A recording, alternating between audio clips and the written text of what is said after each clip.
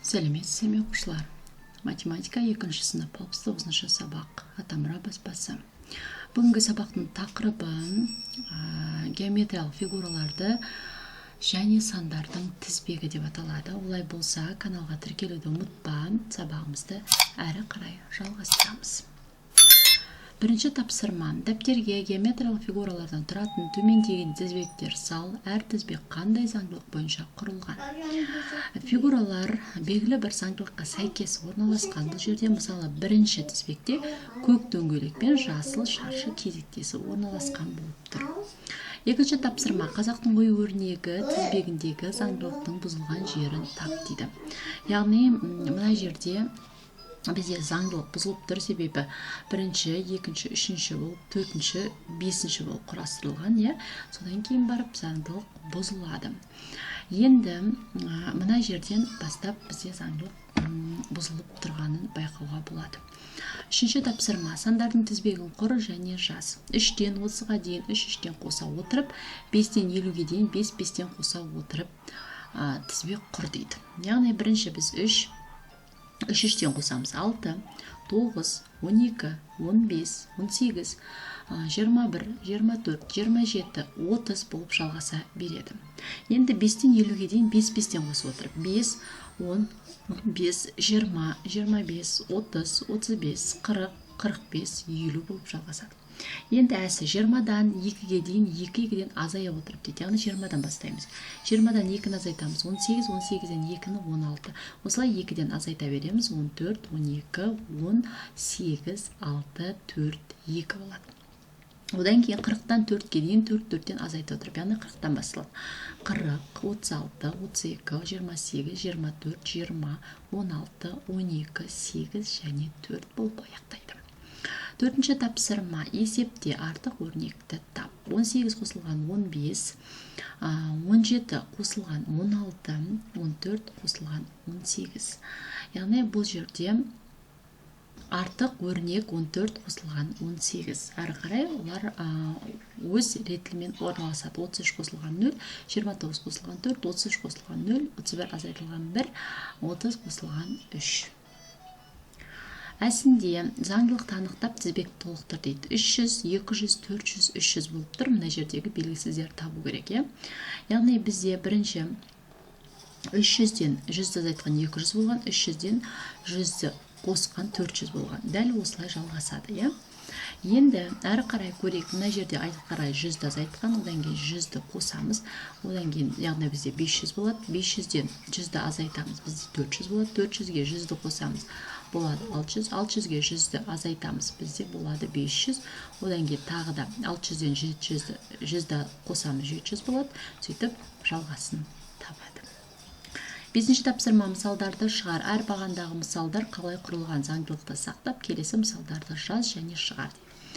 Яғни бірінші 30 қосылған 10 жалғасын табады мына жерде, себебі 10-ға 10 қосқан 20 болады, одан кейін 20-ға 10 қосқан 30 болады, одан 30-ға 10 қосқан мынау жалғасы. Мына жерде 29 қосылған 11, бізде 38 қосылған 12, одан 2 қосқанда 47 қосылған 13 жалғасы, 47 қосу 13. 100-ден 15 азайтқан, 100-ден 25 азайтқан, 100-ден 35-ті азайтады. Яғни заңдылықты сақтап, келесі мысалдарын шығардық. Әрі қарай жалғастырайық. Енді мына жерде жалғасатын болса 40 қосу 10, 50 қосу 10 болып жалғасады. 56 қосылған 14, 65 қосу 15 және 100 азайту 55 болып жалғасады. Одан әрі жалғастыратын болсақ, мінекей 50 қосу 10, 65 қосу 15, 100 азайту 55 болып жалғасады. 60 қосу 10, 74 қосу 16, 100 қосу азайту 65 болады. 70 қосу 10, 83 қосу 17, мына жер 100 азайту 75 болады. Әрі қарай 80 қосу 10, 92 қосу 18, мына жер 100 азайту 85 болып жалғасады. 90 қосу 10, 101 қосу 19, 100 азайту 95 болып жалғасын табады. Алтыншы тапсырма. Есептеуді орындап, әріптің мәнін тап дейді. Бізде 26 қосылған 4-тен 30 деген теңдеу шығып тұр. Яғни 26-ны 4-ке қоссақ 30 болады. 30-дан 18 айтсақ 12 болады. Яғни мына жерде белгісіз сан 12.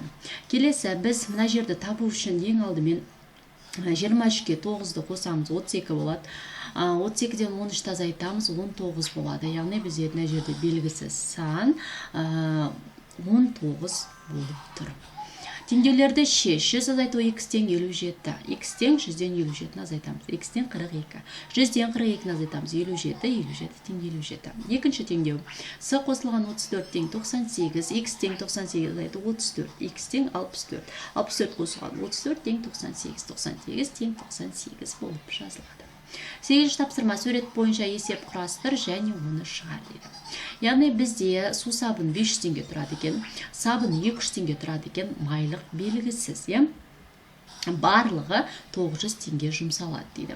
Енді бірінші шешуін біз табу үшін 500-ге 200 қосамыз 700 болады, 900-ден 700-ді азайтамыз 200 болады. Жауабы 200 теңге қалды, немесе майлық 200 теңге деп жазамыз. 9-шы тапсырма сандар тізбегін құр және жаз. 10-нан 100-ге дейін 10-нан қоса отырып дейді. Яғни 10, 20, 30, 40, 50, 60, 70, 80, 90, 100 болып жалғасады. Келесі 100-ден 1000-ға дейін 100-ден қоса отырып дейді. Яғни 100-ден бастайды. 100, 200, 300, 400, 500, 600, 700, 800, 900, 1000. Келесі 100-ден 10-ға дейін 10-нан азайта отырып дейді. 100, 90, 80, 70, 60, 50, 40, 30, 20, 10. Одан кейін 1000-нан 100-ге дейін 100-ден азайта отырып дейді. Яғни 1000, 900, 800, 700, 600, 500, 400, 300, 200 және 100 деп жалғасын табады. Әрі қарай 10-шы тапсырма фигураларды түстері бойынша мынадай ретпен орналастыр. Қызыл, көк, жасыл, сары, қоңыр, күлгін, сұр. Содан соң осы фигураларда әріптерден құралған сөзді оқы дейді. Яғни бізде тазалық деген сөз шығады. Тазалықтың пайдасы қандай? Өз ойыңды білдір. Тазалық ол денсаулық кепілі. Таза жүруге біз міндеттіміз, себебі таза жүрген адамда ешқашан аурулар жоламайды. Осымен сабағымыз аяқталды. Келесі кездескенше сау бол.